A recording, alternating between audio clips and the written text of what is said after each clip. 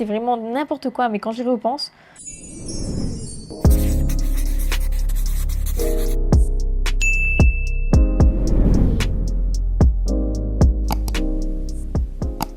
Hello mes boucles d'or, je suis ravie de vous retrouver aujourd'hui sur cette toute nouvelle vidéo où encore une fois j'ai fait appel à ma communauté pour choisir le sujet.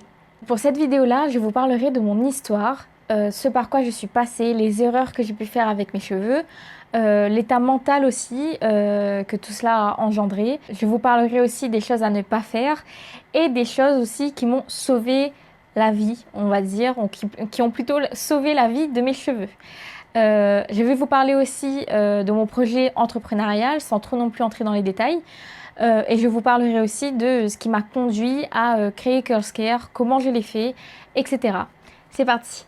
Alors, donc déjà pour remettre les choses dans le contexte, il faut savoir que depuis toujours, j'ai toujours été une grande... Enfin, depuis toujours, j'exagère, on va dire, depuis l'adolescence. Puisqu'à l'enfance c'était autre chose. Depuis l'adolescence... j'ai été une grande fan de mes cheveux. Mais paradoxalement, je faisais un peu n'importe quoi. Donc j'allais à la piscine, je les lavais pas. J'allais à la plage, je les lavais pas pendant 3-4 jours. Donc il y avait du sel qui restait dans mes cheveux. C'était une catastrophe. Les soins n'étaient pas adaptés. Et le plus gros, on va dire, où j'ai commencé vraiment à faire n'importe quoi, c'est quand j'ai commencé à enchaîner les colorations. Coloration chimique, évidemment. Comment ça a commencé? Alors, à cette époque-là, je crois que ouais, je commençais à m'inscrire sur Instagram. Puis 1 an, 2 ans, 2 ans est passé. Et ouais, je crois que c'est là. Ah oui, c'est là.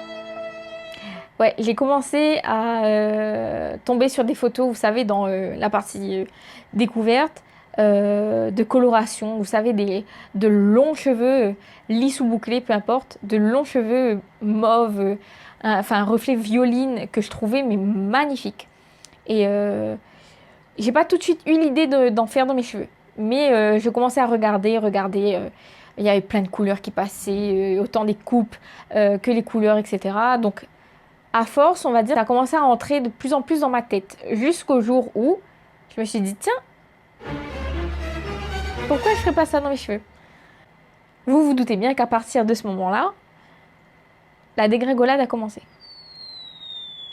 Ça a été le début de la fin pour mes cheveux. Mais j'ai commencé par les colorations. Vous savez, on achète très facilement, on le fait, on laisse poser, on le fait chez soi. C'est dans une petite bouteille. On applique directement la couleur dans nos cheveux. Donc je crois qu'il fallait laisser reposer la couleur 1 heure ou 2 heures, puis bien rincer et le tour était joué. Et il n'y avait pas besoin de décoloration, il n'y avait pas besoin de technique ou de matériel spécifique ou quoi que ce soit. Et c'était très accessible, hein. C'était à moins de... Je crois que c'était à moins de 5 € même. On va dire que allez, je faisais une couleur tous les 3 mois. Il n'y avait aucun impact sur mes cheveux en fait. Je trouvais mes cheveux toujours aussi doux, les boucles toujours aussi rebondies. Mes cheveux brillaient toujours autant, donc je me suis dit waouh, je peux changer de tête, je peux faire autant de couleurs que je veux, passer par n'importe quelle couleur, ça va pas abîmer mes cheveux. Jusqu'au moment où je suis passée par une coloration par mois. Vraiment à partir de ce moment-là que ça a commencé à faire trop, beaucoup trop.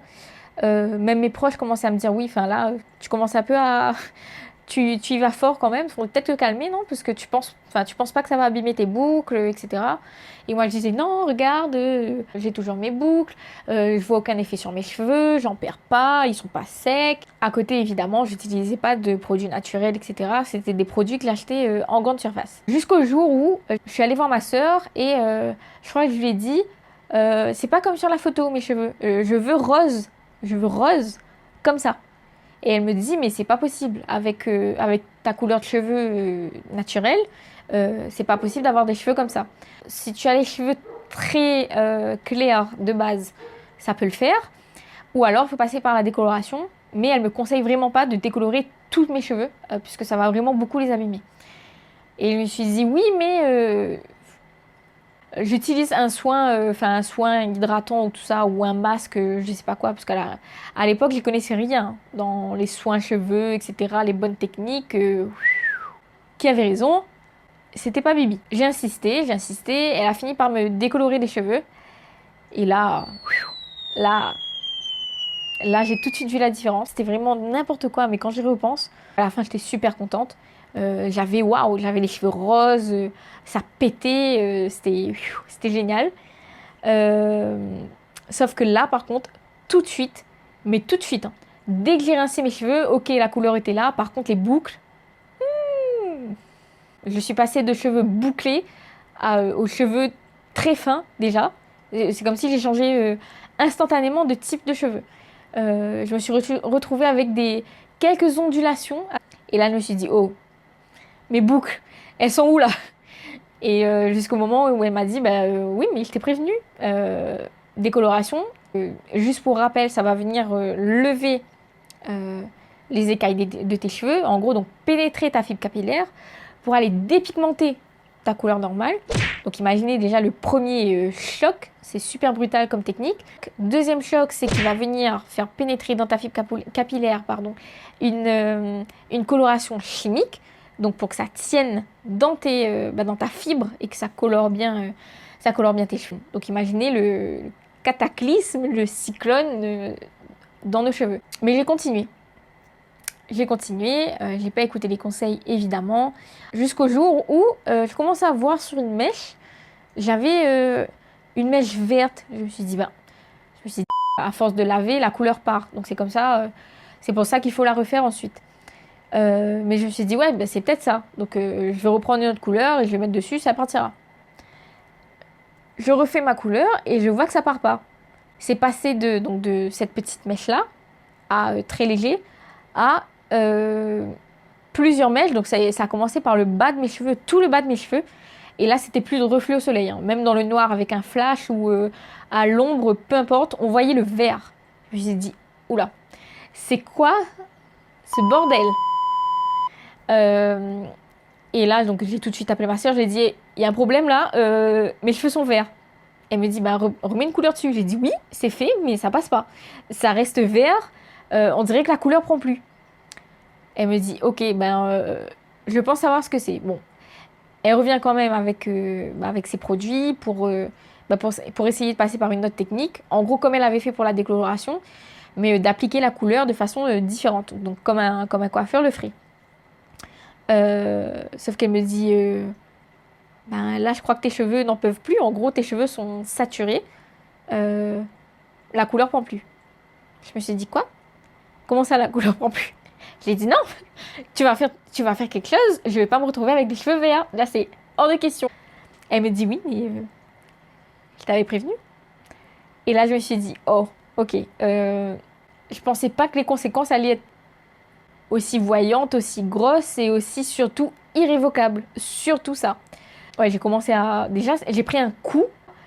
Parce que, comme je vous disais plus tôt, mes cheveux, c'était une grande histoire d'amour. Surtout qu'ils étaient très longs, presque au niveau des fesses. Donc pour celles qui ont les cheveux bouclés, vous savez que c'est très très très long avant d'arriver à ce stade-là. Donc de vous dire que vous allez vous retrouver avec déjà des boucles qui ne sont plus les mêmes, une texture de cheveux complètement abîmée, sec, on dirait vraiment de la paille, et on ne pouvait plus rien faire avec. Et donc avec des cheveux verts surtout, tu te dis waouh. Donc là, il faut trouver une solution. Mais là, je crois que j'ai pas le choix et qu'il va falloir couper tout ça. C'était dur, hein. C'était dur. Coupe. Donc je me suis retrouvée les cheveux presque au ras des fesses, à des cheveux plus bas que les oreilles. Je te prends un coup mais monumental sur le moral. Et surtout quand tu vois ta coupe, tu te dis mais combien de temps ça va prendre pour repousser? Au secours, au secours. Imaginez-vous 20-25 cm minimum de coupe. Ce qui veut dire que tout ça, toute cette partie-là était verte. Au final, ça s'est plutôt bien terminé, puisque j'ai laissé repousser. Je pense que c'est pour ça aussi qu'on dit que couper les cheveux régulièrement, ça aide à booster aussi la coupe, puisque à force de couper, etc., mes cheveux ont poussé beaucoup plus vite. Donc en l'espace de 6 mois, je me suis retrouvée avec des cheveux à cette hauteur-là, jusqu'aux épaules. Donc c'était quand même, je trouve, c'était quand même pas mal et ça a poussé très vite. Donc j'ai pas vu le temps passer et j'ai pas non plus eu le temps de beaucoup complexer sur mes cheveux courts. Et c'est à partir de cette période-là que j'ai commencé à couper mes cheveux ouais, régulièrement et que j'ai commencé à vouloir prendre soin de mes cheveux de façon plus respectueuse sans non plus rentrer dans les produits naturels puisque je ne savais pas encore à l'époque ce que c'était. Voilà, je vous ai un peu, on va dire, remis les choses dans le contexte. Je vous ai expliqué par quoi je suis passée et qu'est-ce qui a créé ce déclic. On va dire que je suis entrée là déjà sur le chemin qui me destinait à créer Curlscare. Donc là, je vais passer à la FAQ. Donc, j'ai pris des notes dans mon petit cahier. Je vais répondre justement aux questions qui m'ont été posées. Alors, donc quelqu'un me demande comment as-tu décidé de créer Curlscare, quelles ont été les aides, etc. Alors, donc j'avais aucune économie à l'époque. L'envers du décor qu'on ne connaît pas quand on n'est pas entrepreneur, c'est que ça demande des coûts. Il faut savoir gérer aussi son argent. C'est pas juste économiser et acheter les produits et c'est bon. Donc il y a l'achat des produits à prendre en compte. Donc déjà, il faut trouver le fournisseur, il faut trouver la marque qui corresponde à nos valeurs. Puisque j'ai toujours une liste très précise de conditions à respecter que chaque marque que je décide d'implanter sur le site doit respecter. L'éthique, les valeurs, les produits, les composants, etc. Que j'ai commencé à me renseigner sur il faut combien à peu près d'argent, comment on arrive à gérer ça aussi, c'est quoi le délai pour faire venir le produit à La Réunion, combien de temps ça va prendre, combien il faudra que je paye, etc. Donc, pour ça, je me suis rapprochée je voulais absolument éviter les banques traditionnelles puisque je savais que ça allait être compliqué. Et surtout que j'étais encore étudiante, quand j'étais en master. Donc pour contracter un crédit quand tu es étudiante, c'est compliqué. Mais il y a un organisme pour ça donc, qui s'appelle l'ADI. C'est un organisme qui suit justement les créateurs ou les repreneurs d'entreprises. Donc pour moi, ça a été évident d'aller faire ma demande de prêt d'argent chez eux pour lancer Curlscare. Donc je suis tombée sur une très bonne conseillère. Elle a commencé à m'expliquer un peu comment ça fonctionnait. On a calculé à peu près combien de produits j'avais besoin pour commencer, quels sont les coûts d'à côté aussi, donc l'hébergeur, le coût du transport, les cartons, le coût de la poste, etc. Comment j'allais faire connaître ma marque, etc. Donc il y a tout ça à prendre en compte. Donc il y a la face visible de l'iceberg et il y a la face cachée. J'ai eu mon prêt assez rapidement. On va dire qu'en fait le plus gros, je trouve, ça a été de trouver l'idée, de me trouver moi-même, en gros. Ça a été le plus compliqué. Toutes ces années de remise en question, etc., c'est ça vraiment qui a été le plus long. Par contre, à partir du moment où j'ai eu l'idée de lancer une entreprise dans ce domaine-là, les choses se sont tout de suite débloquées et c'est parti très vite. J'ai eu l'idée, je me rappelle très bien, c'était en décembre 2018. J'ai commencé à consommer des produits naturels pour les cheveux, etc., pour la peau et tout. Et en janvier, j'ai eu l'idée de revendre ces produits-là. Donc j'ai tout mis en place, etc. Je me formais très souvent. Je regardais les formations que j'avais achetées, etc. Je prenais des notes, j'en parlais avec mon copain, etc. Donc à partir de là, ça s'est fait très rapidement. Donc en janvier 2019, j'ai eu l'idée de lancer dans ce domaine-là. Et en février, je contactais, puisque je savais déjà quelle marque je voulais vendre, je contactais ma première marque qui s'est tout de suite soldée par un oui. Donc j'ai vraiment eu de la chance là-dessus. Donc en mars, je suis partie me déclarer en tant qu'auto-entrepreneur. Je marche beaucoup à l'intuition et là j'ai ressenti dans mes tripes, j'avais des papillons au ventre. Quand je parlais de ce projet-là à mon copain, j'avais des frissons et je me suis dit ok, c'est là-dedans qu'il faut que j'aille. C'est ce chemin-là que je dois prendre. Je le sens, je le sais. Donc quand j'ai eu mon numéro de tirette, je me rappelle, c'était une pause entre deux cours que j'avais dans le master. J'ai crié dans l'école, j'ai dit ça y est, je suis auto-entrepreneur, j'ai mon siret. C'était l'explosion de joie. Et voilà comment j'ai créé Curlscare. L'aide que j'ai eue aussi. C'est la seule aide, c'est le seul moyen financier par lequel je suis passée. J'ai fait les démarches administratives qui en soi n'étaient pas énormes, c'était vraiment très rapide. Donc pour ceux qui ont la phobie administrative, il y a quelques démarches à faire, mais ça va. C'est pas non plus insurmontable, voilà. Venez déjà avec une idée, ou alors faites-vous accompagner déjà avant parce que c'est très important, l'entourage.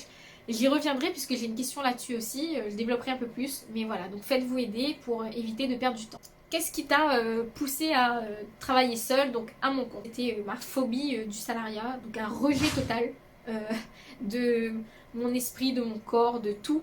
C'était un rejet total du salariat et de son fonctionnement. Je savais en fait depuis toujours que je voulais le faire, que je voulais me lancer en tant que chef d'entreprise, jusqu'au jour où voilà, donc j'ai eu mes premières expériences en tant que salarié, ça s'est très mal passé. Et là, je me suis dit, je ne peux pas continuer comme ça. Et donc voilà, c'est comme ça que j'ai créé Cursecare et que je sais que je devais travailler pour moi à mon compte. Autre question, est-ce que j'ai été soutenue par mes proches et par ma moitié? Est-ce que j'ai été découragée par les démarches et par certaines personnes? Alors, donc ça revient à ma question de l'entourage. Pour moi, c'est primordial parce que j'en prends conscience de plus en plus avec le temps. Tenu par mes proches, c'est surtout par mon copain parce qu'on avait la même vision. On a toujours la même vision. Pour moi, c'est important, c'est primordial que votre compagnon ou votre compagne de vie ait les mêmes valeurs, que vous soyez sur la même longueur d'onde, la façon de voir les choses, la façon de travailler, etc. Enfin, la façon de travailler, je veux dire, l'organisation peut être différente, mais que vous ayez les mêmes objectifs de vie, pour moi, c'est primordial. Ça a toujours, et ça le sera toujours, je le sais, mon soutien inconditionnel là-dedans. Et j'ai vraiment de la chance d'avoir trouvé quelqu'un d'aussi bon que lui. Donc, parce que sans lui, l'aventure pourrait pas, enfin, Cursecare serait pas là. Parce qu'il m'a aidé beaucoup aussi sur plein de parties. C'est une partie essentielle à la réussite de ce projet-là. Et je lui en suis très reconnaissante. Et je vous souhaite de trouver quelqu'un d'aussi dévoué pour votre projet. Puisqu'il y met beaucoup d'énergie, beaucoup de temps. Et voilà. Par les autres proches, j'ai eu la chance, moi, d'avoir des parents qui m'ont jamais mis la pression pour... ils m'ont laissé toujours un peu la carte blanche, en gros. Fais ce que tu veux. Voilà, tant que ça te plaît, tant que t'es bien, fais ce que tu veux. Après, c'est vrai, quand j'ai dit que je voulais être chef d'entreprise, ils n'ont pas mis de frein ou quoi que ce soit. C'était juste le reflet de la peur, mais il faut pas le prendre mal, c'est de la bienveillance, ils veulent bien faire, ils veulent protéger leur enfant, ce qui est normal. Ils m'ont juste dit, comment tu vas faire? Est-ce qu'on t'apprend ça à l'école? Et comment tu vas faire? Et c'est vrai qu'à l'école, même si j'ai eu beaucoup de choses, j'ai appris beaucoup de choses dans le secteur, etc., dans le domaine, mais il y avait encore des parties qui manquaient. Et c'est vrai qu'il n'y a pas une école en particulier où on te dit, bon, pour être chef d'entreprise, il faut faire ça. Il faut suivre ce chemin-là, c'est ça les étapes, comment on gère ton argent, etc., etc. C'est quelque chose qu'on n'apprend pas, donc il faut aller chercher l'information soi-même. Donc pour moi, avoir confiance en soi et en son projet, c'est primordial aussi. Et c'est comme ça aussi que vous arriverez à faire face aux critiques, aux gens qui croient pas en vous, tout simplement. Déjà, il y aura une lutte avec vous-même quand vous serez encore à la recherche de vous, de qui vous êtes, de ce que vous voulez. Et en plus, il y a un combat extérieur à faire à ça avec la limite des autres. Parce que faut savoir que quand les gens vous critiquent ou quand ils vous disent que vous n'allez pas y arriver, c'est que c'est un reflet de ce qu'ils sont, de leur peur à eux. Donc au début, c'est très dur, c'est très très dur de prendre du recul là-dessus et d'arriver à dissocier entre les critiques sont ce qu'elles sont, mais ça ne me définit pas. Alors, est-ce que j'ai été découragée par certaines personnes? Oui, pas directement, mais c'était des amis à moi donc, que j'avais depuis une dizaine d'années. Des personnes à qui j'ai fait part de ce projet-là, mais qui ne s'en sont pas souciés plus que ça, en fait. Donc, à chaque étape où je passais une étape à chaque fois, et que je leur en faisais part, il n'y avait pas de réaction en face. Donc c'était pas, vous voyez, c'était pas des critiques et des attaques directes, que j'avais à faire face. C'était un désintérêt total pour moi, pour mon projet, pour ma vie. Donc voilà, c'était ça en fait qui était le plus blessant et le plus décourageant. C'était très dur, mais c'était pas pour autant que je perdais confiance en mon projet. C'était en moi en fait que je perdais confiance et en elle aussi, quelque part, puisque c'est à partir de là que j'ai commencé à me rendre compte de certaines choses et que le cheminement a commencé à se faire aussi progressivement jusqu'au jour où j'ai évincé ces personnes-là de ma vie. Il faut prendre les mesures nécessaires. Là, la partie sur mon aventure entrepreneuriale, etc. est terminée. J'ai eu quelques questions aussi sur comment j'ai pu retrouver mes boucles après la décoloration et est-ce que j'ai trouvé une coupe idéale à ce jour et qu'est-ce que je pense de la coupe à sec. Donc comment j'ai retrouvé mes boucles après la décoloration, c'est coupé. Voilà, pour moi, et de toute façon, des cheveux fourchus ne peuvent être réparés. On peut améliorer des cheveux secs en leur donnant des soins adaptés. Par contre, quand vos cheveux sont abîmés, enfin quand ils sont fourchus, quand vous voyez qu'on peut plus rien faire avec, que ça devient vraiment de la paille et que peu importe les soins que vous y apportez, s'il n'y a aucun effet, il faut pas attendre, il faut couper. Parce que plus vous attendez, plus ces fourches vont remonter tout au long de votre fil capillaire. Donc au lieu de couper ça au début, il va falloir couper ça. Donc couper. Même si c'est dur de couper au début et que vous avez du mal à vous y faire, ça pousse. De toute façon, ça pousse. Donc là-dessus, vous inquiétez pas, ça reviendra. Alors, qu'est-ce que je pense de la coupe à sec? Pour moi, c'est primordial aussi. On ne doit plus couper des cheveux bouclés quand ils sont mouillés. Parce que quand ils sont mouillés, ils sont beaucoup plus grands. Donc avec l'eau, donc ça alourdit, donc ça fait grandir le cheveu. Par contre, quand ça sèche, ça remonte par rapport à la formation des boucles. Donc la spirale fait que c'est beaucoup moins long. Donc si on coupe ça sur vos cheveux mouillés, ça va pas paraître du tout comme ça sur les cheveux secs. Donc couper comme ça, ça reviendra à avoir des cheveux comme ça en moins quand ils seront à sec tout simplement. En fait ça permet d'avoir une vision beaucoup plus claire de ce que sera la coupe une fois à sec, puisque c'est le rendu final à sec qui compte finalement. Donc couper à sec, il le faut. Voilà, vous n'avez pas le choix. Voilà, donc ce FAQ se termine ici. Je vous remercie pour toutes les questions que vous m'avez posées. Merci pour votre intérêt pour Curlscare, de vous poser des questions aussi parce que je sais que il y en a qui veulent aussi mettre à jour, donc faire naître leur projet, se lancer dans l'aventure entrepreneuriale. Et ils avaient besoin d'avoir réponse à certaines questions pour pouvoir se lancer et éclaircir un peu ces points noirs qu'ils ont. Donc c'est les 3 points à faire attention, donc les 3 points primordiaux à avoir. Faire attention à son entourage, se former et avoir un mindset solide. Cette vidéo s'achève ici. Je vous remercie, merci beaucoup d'avoir suivi jusqu'au bout. Pour celles qui me découvrent, n'hésitez pas à aller regarder mes autres vidéos. Pour celles qui ne sont pas encore abonnées, n'hésitez pas à appuyer sur la petite cloche et à vous abonner pour ne rater aucune vidéo. N'hésitez pas aussi à me dire en commentaire ce que vous avez pensé de cette vidéo, si j'ai répondu à vos questions, si ça a été clair pour vous. Et si vous avez encore des interrogations, surtout n'hésitez pas. Si je peux y répondre, ce sera avec grand plaisir. Donc je vous dis à bientôt. Merci encore et je vous souhaite une très belle journée. Bye!